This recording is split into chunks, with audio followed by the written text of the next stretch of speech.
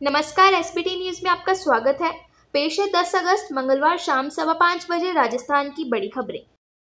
राजनीति के अपराधीकरण से जुड़े एक मामले की सुनवाई करते हुए सुप्रीम कोर्ट ने आदेश दिया है कि सभी राजनीतिक दलों को अपनी पार्टी के उम्मीदवारों का ऐलान करने के 48 घंटे के अंदर उससे जुड़ी हर जानकारी सार्वजनिक करनी होगी। सुप्रीम कोर्ट ने अपने आदेश में साफ किया कि अगर किसी उम्मीदवार के ऊपर कोई आपराधिक मुकदमा दर्ज है या फिर मामले में अब उम्मीदवार आरोपी है तो उसकी जानकारी भी 48 घंटे के अंदर देनी होगी। राजस्थान में अतिवृष्टि से हुए नुकसान का आकलन करने के लिए जहां आज केंद्रीय टीम पहुंच रही है, वहीं भाजपा की ओर से गठित जांच कमेटी भी आज प्रभावित क्षेत्रों का जायजा ले रही है। प्रदेश भाजपा नेतृत्व की ओर से बनाई गई 3 सदस्यीय जांच कमेटी आज हाड़ौती संभाग के विभिन्न प्रभावित क्षेत्रों का दौरा करके अपनी रिपोर्ट प्रदेशाध्यक्ष डॉक्टर सतीश पूनिया को सौंपेगी। इसके बाद डॉक्टर पूनिया इस रिपोर्ट को केंद्रीय नेतृत्व को सौंपेंगे। कोविड काल के बाद पहली बार भारतीय प्रौद्योगिकी संस्थान जोधपुर में सोमवार के ऑफलाइन कक्षाएं भी शुरू हो गई। कैंपस में करीब 200 विद्यार्थी पहुंचे। दरअसल ये कक्षाएं ब्लेंडेड मोड पर शुरू हुई। कैंपस में लगी फिजिकल कक्षाओं का लाइव प्रसारण भी किया जा रहा था, जिसमें घर बैठे विद्यार्थी भी ऑनलाइन शामिल हुए। आईआईटी जोधपुर ने पिछले साल ऑनलाइन मोड पर शैक्षणिक स्तर का आयोजन किया था। आज प्रधानमंत्री नरेंद्र मोदी ने वीडियो कॉन्फ्रेंसिंग के जरिए उज्ज्वला 2.0 योजना की शुरुआत की। योजना की शुरुआत उत्तर प्रदेश के महोबा जिले में 1000 महिलाओं को नए एलपीजी कनेक्शन देकर की गई। इस वीडियो कॉन्फ्रेंसिंग में उत्तर प्रदेश के मुख्यमंत्री योगी आदित्यनाथ और उप मुख्यमंत्री केशव मौर्य व दिनेश शर्मा भी उपस्थित थे।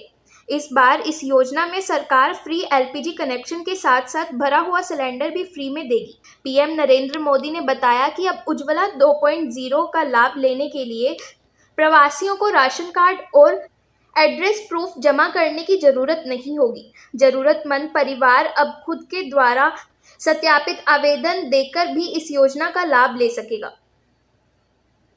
राजस्थान सरकार ने शहरों में जर्जर पड़ी सड़कों के हालात सुधारने को लेकर दरियादिली दिखाई है।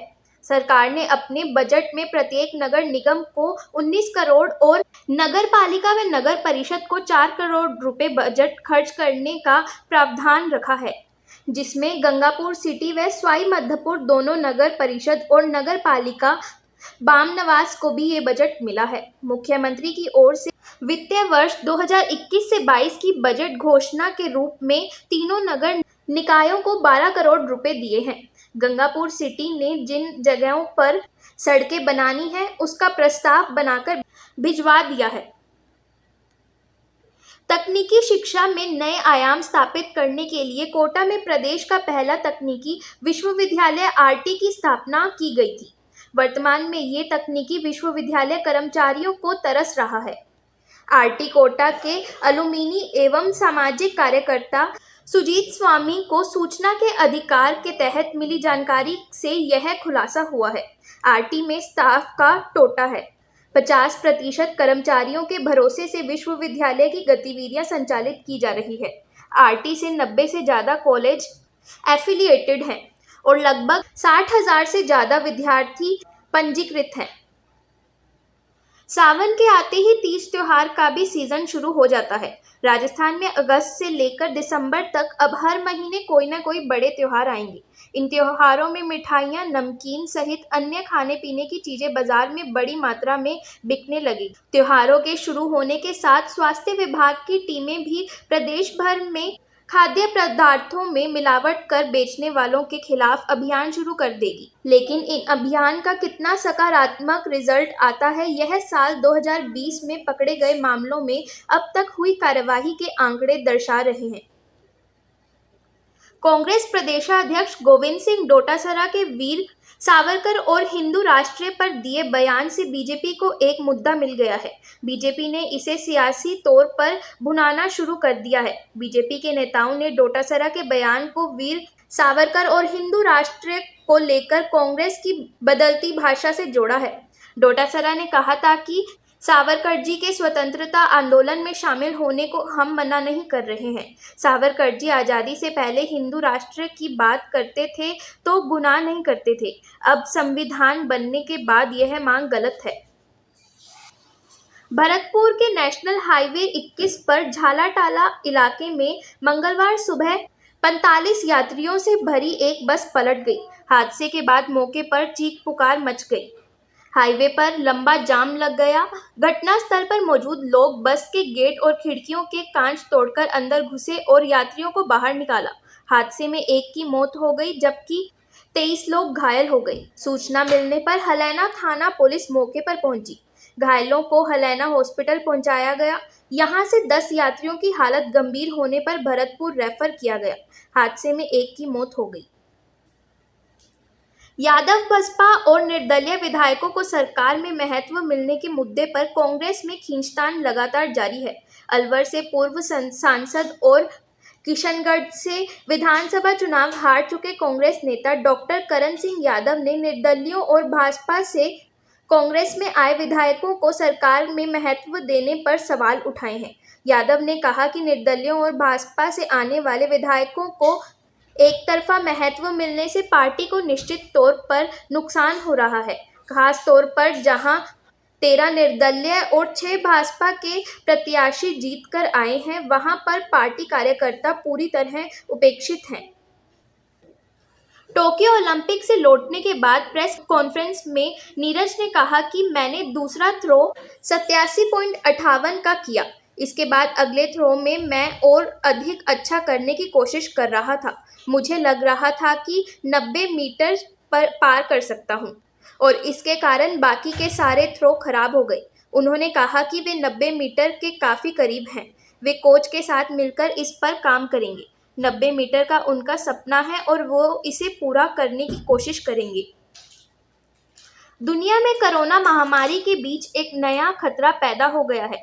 पश्चिम अफ्रीकी देश गिनी में घातक मार्बर्ग वायरस का पहला मामला सामने आया है। विश्व स्वास्थ्य संगठन ने इसकी पुष्टि की है।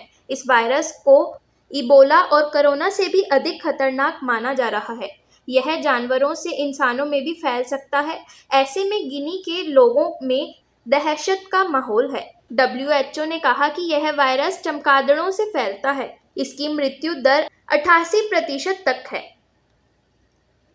पर्व का मौसम नजदीक आते ही सरसों, रिफाइंड और पामोलिन ऑयल के दाम में बढ़ोतरी देखने को मिल रही है। वनस्पति घी की कीमतों में भी लगातार वृद्धि होने के कारण थोक मार्केट में इनके भाव 7वें आसमान पर पहुंच गए हैं और रसोई का बजट गड़बड़ाने लगा है। आपको बता दें कि खाद्य तेलों के थोक भाव में 150 से 200 रुपये प्रति 15 किलो या एक टिन में वृद्धि देखने को मिल रही है। महीने भर पहले जो सरसों तेल 145 रुपये प्रति लीटर में बिक रहा था, वह बढ़कर 170 से 175 रुपये पहुंच गया है।